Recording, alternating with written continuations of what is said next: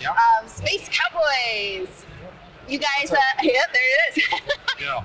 You guys have brought us over a brand spanking new copy of Elysium. Elysium, which is a game by Brett Gilbert and Matthew Dunstan, and edited by Space Cowboys, of course.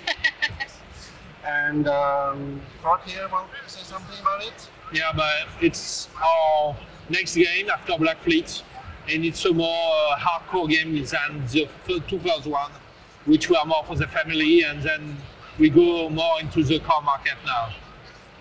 Yeah, it's kind of a gamer's game, I would say, because Elysium is a game about mythic Greece, so you're kind of a demigod. You're trying to get to the Mount Olympus by becoming one of the big gods. And to do that, basically, you've got to earn their favor. And their favor in the game is you get them through victory points. And you've got some here. Sorry.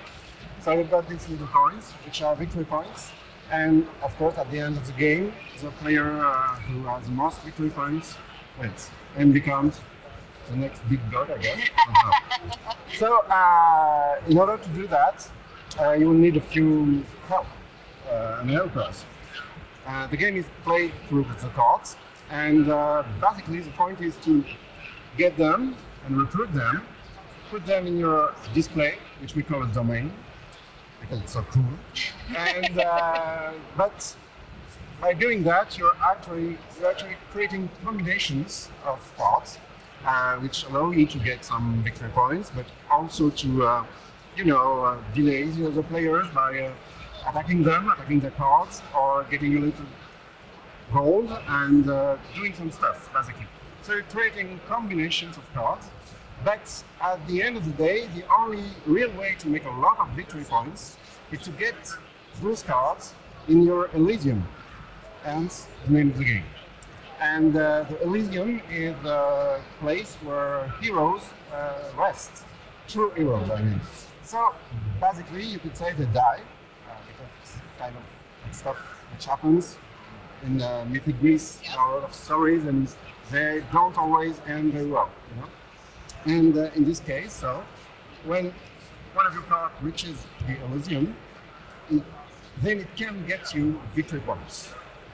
Actually, you need to get some more, because you do two kinds of legends, so we call them. You've got legends of the same god, because all cards are part of one of 8 families. No, this one. This one. Yeah, sorry. So each god, each family corresponds to a god. So you've got, for instance, there is Hades. And I'll put some of these right here in the middle where we can zoom in on. So yes, Poseidon and Hades, Athena, Ares, God of War, and of course all cards have powers corresponding to their god and their abilities. So when cards get to the Elysium, they don't work anymore, because basically they're dead. So you won't use their powers anymore, which is the crux of the game, because you have to balance between keeping your powers up with your cards, working, making stuff, getting you gold and victory points, and then killing them and getting them, transferring them to the Elysium to earn you victory points. The game is played through 5 turns, so it gets quite quick. You have to make your choices very quickly. Plays in about an hour, of course. So basically, you're trying to create combinations for the 2, 3, 4 first turns, and then you've got to remove them and put them in to get your some victory points. Well, that's about it. Well, what would a typical turn look like? Oh, okay. So here is your agora. It's a common area for all the players. Okay? So, on my turn, because I'm the first player, I can pick a card here, I can take it, which is very simple, because I can choose any card. So for instance, let's say I want this one, Cyclops, because they look cool. Okay, so it's my turn, I take it. In order to check if I can take that card, I have to own in my area this green column. All right? So basically, on my first pick, I can choose anything because you always need only one or two columns. Okay. Once I've done that, I have to remove this card, one column. But the thing is, I can choose any column I want, not just the one which allows me to take it. So I can remove the yellow one, for instance. The second player does the same, takes a card, and then plays goes on. On my next turn, I choose another one. For instance, this one means that I need, in order to take it, one green column and one column of any kind. Black is any of your choice. All right. So I take it, and then I remove another of my column, not the green one if I want, and remove the red one. But here you'll find some quests, because you know heroes in Mythic Greece they undertake quests, and a quest is basically a way to get you gold, which means the health of the gods, and transfers, which allow you to transfer your cards to your Elysium. Okay? I have to pick one of these during my 4 phases, because I have 4 columns. And the same rule, actually, if I'm on my 3rd phase, I can choose, for instance, this one, because I own the green column, or this one, because I own the blue column. So let's say I can hit, and I can remove whatever I like. Okay? So this happens when I want. But you will have some times, because you play with other players who are not very nice to you, and it will happen many times that you can't take a quest, or even that you can't take a card. For instance, here on my last phase, let's say like that, because here the players can take cards too, of course. And if I'm here, for instance, I can't take this one. Okay, so I get what we call a citizen, who works like a kind of joker. He's not a hero, he's not very important, he's an anonymous guy, but there are many cards in the game that use their abilities. And what's more, they can replace another card in one of your legends. So here, for instance, if I try to make a legend out of the levels of my cards, I will explain you that just immediately after that. So I can put him here, all right? It works as a 2 of any color.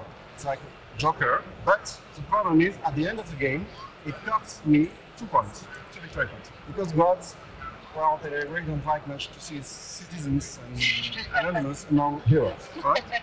Here is a victory points you can get. So, that's a turn, okay? Once I've taken, my last card, for instance, it's okay, the turn is over, and the phase is over, and you get to the Writing of Legends phase. Quite a big name. Writing of Legends means that you take your gold here, points, and I've got the right to do 2 transfers. It's not mandatory, I can choose not to do it. And to transfer cards, there are very simple rules, you have to follow them. So I've got 2 transfers, so let's say I use one to move this one here, and it costs me the level of the card. I've got 3 levels, 1, 2, and 3, in gold. So, listen. Then, for instance, I choose to transfer this one, because I'm allowed to, and this costs me 2 cards. Okay? Here, to get points, shown here, you can basically use the same make of. Please give me Poseidon cards, for instance. So I can make a family out of cards from the same family. So all cards associated with Poseidon. So all of them are Poseidons. So this is okay. So just put that up there so we can see. And it gets me 6 points. Okay? Since you have a family of 3. Which are the same color. And the other way to make points is this starting family, for instance. So a set. Yeah, it's a Same set number. of the same level, but different family. They must be different. And this gets you 4 points. When you put a character or card here, you have to choose immediately where you put it. But you can start different families. But you have to choose when you transfer it. All right? So you can't shuffle your cards You around can't. down here afterwards. Possible. So, at the end of the 5 turns, okay, you sum up the victory points you may have won through cards, for instance, but some of them get you points, for instance, this one. And the points earned through your legends, okay, you add up 2 points. You remove 2 points for each citizen you have here. We don't want them. And then the player with the most victory points wins. How long would a full game take you? An hour. All right, so still. Well, on your first game, obviously you need 15 minutes to run the game, but we played both with 2, 3 or 4 players. It's 45 minutes to 1 hour. You can play 2, 3 or 4. Okay? The thing is, I can't explain you right now all the power of the cards, but in the game you've got 8 families of gods. So you've got Ares, Zeus, Hephaestus, Apollo, Athena, Poseidon, Hades, and I forget about that one, Apollo, maybe.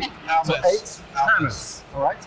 And we've tried to stay very close to the scene, because for instance, Hades is the god of the dead, and is a judge.